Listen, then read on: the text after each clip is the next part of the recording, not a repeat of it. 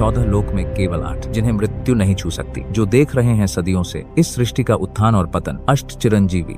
अश्वत्थामा, गुरु द्रोण के पुत्र, एक ऐसा योद्धा जिसके माथे पर जन्म से ही चमकता था अमरत्व का रत्न। महाभारत के युद्ध में अपने पिता की मृत्यु के बाद क्रोध में भरकर उसने चलाया नारायणास्त्र, जिससे भगवान श्री कृष्ण ने दिया उसको श्राप। इस तरह उसकी अमरता बन गई एक अभिशाप। आज भी वह इसी पृथ्वी पर भटक रहा है, शक्ति और श्राप का जीवंत प्रतीक बनकर। लंका का वह राजकुमार जिसने अधर्म के सामने झुकने से इनकार कर दिया, धर्म के लिए अपने ही भाई का सामना किया।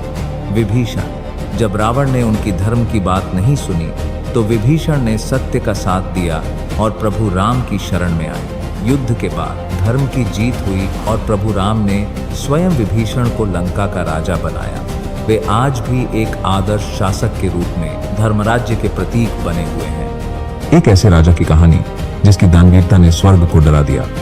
पाताल का स्वामी महाराजा महाबली। जब भगवान विष्णु वामन रूप में आए तो महाबली ने दान में दे दिया 3 पग भूमि।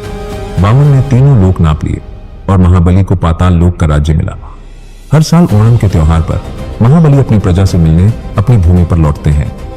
एक शाश्वत राजा जिसका राज्य आज भी हृदयों में बसता है। कलयुग के दृष्टा, समस्त वेदों और पुराणों के संकल्पकर्ता महर्षि वेद व्यास।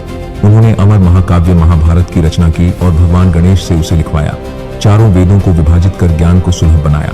आज भी हर श्लोक में, हर कथा में बसता है व्यास जी का ज्ञान।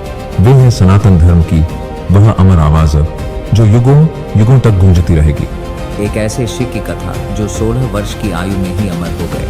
भगवान शिव के परम भक्त महर्षि मार्कंडेय। जब यमराज ने उनके प्राण लेने के लिए पाश फेंका तो मार्कंडेय ने शिवलिंग से लिपट कर भगवान शिव को पुकारा और तब स्वयं भोलेनाथ प्रकट हुए और यमराज को पराजित किया। शिव जी ने उन्हें सदैव 16 वर्ष का युवा रहने का वरदान दिया। आज भी मार्कंडेय इसी पृथ्वी पर विचरण करते हैं।